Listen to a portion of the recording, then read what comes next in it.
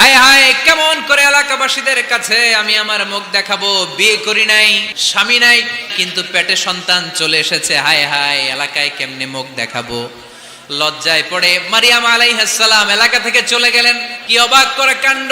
বাচ্চা ভূমিষ্ঠ হওয়ার জন্য, বড় হওয়ার জন্য 6 মাস 7 মাস লাগে নাই, পেটে বাচ্চা আসার সাথে সাথে বাচ্চাটারে বড় করে দিয়েছে কে?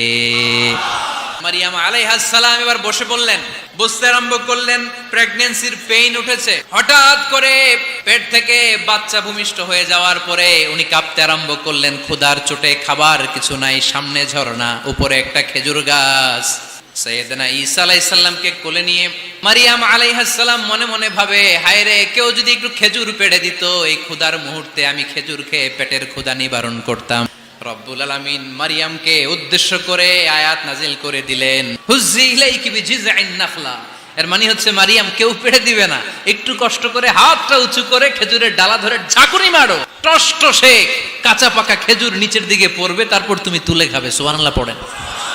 আল্লাহ চাইলে অটোমেটিক্যালি কারামাত হিসেবে খেজুরগুলো নিচে ফেলতে পারতেন না?